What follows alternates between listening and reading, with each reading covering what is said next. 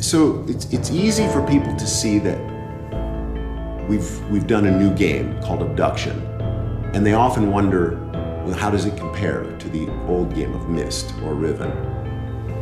It's a similar feeling. We were trying to give people a similar feeling. It's interesting because Myst, the very first Myst game, was probably the most special feeling because you had no idea what the story was. You didn't know why you were here. You didn't know what this place was. You didn't know the story behind it. And you had to learn all those things. For the sequels, for Riven and Exile and all the games that followed, you kind of knew some of the story. For Obduction, we wanted to start over, not be related to Myst in any way, and be a whole new story, something new and fresh that felt like you were starting all over, that you had no idea. So a player, even if you played all the Myst games, this was not related to Myst in any way. It was a whole new story. And you could get that same feeling of landing on the dock in Myst when you're taken to Hunrath, this weird kind of desert town in Obduction. That's a special comparison with the original Myst game. Our games have always been based on beautiful places and great stories, but we also put these puzzles in our games, and the puzzles are friction that slows you down. It keeps you from seeing everything, and it gives you a sense of accomplishment when you solve the puzzle. But the puzzles can be very difficult as well. We've always tried to stay away from very blatant hints. We want the world itself to give hints as to what you should do. Like, look around you and see if there's any hints in the world. But beyond that, any hints that we do give, we want them to be very subtle, to make you think on your own of the answers to the questions. Because what we find is, many times when you're playing the game, you'll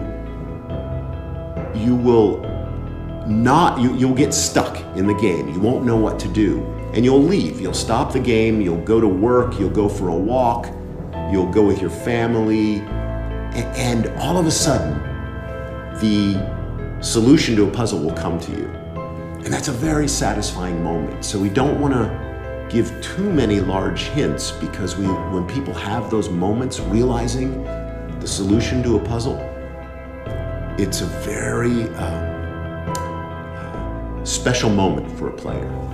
The puzzles in all of our games are designed by a team of people, our design team, and our design team has been a lot of people over the years. Of course, I've been involved from the beginning.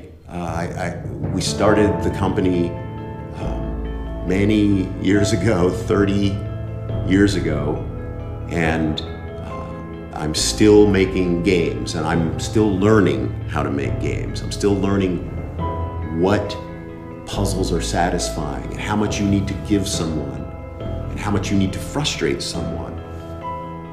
But it's a wonderful experience to sit down and design these worlds. I really enjoy it.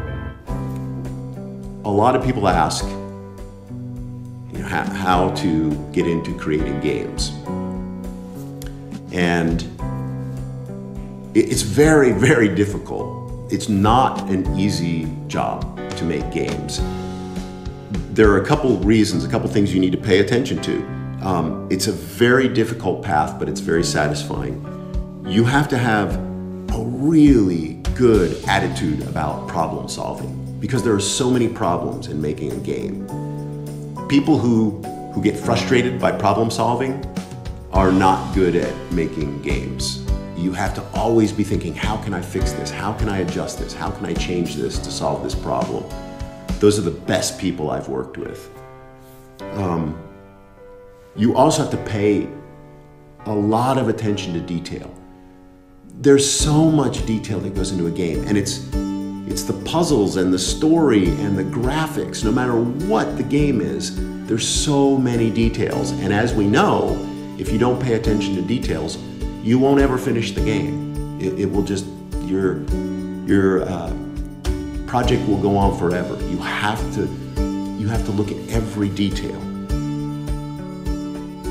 You also, these days especially, there's a lot of games that are the same.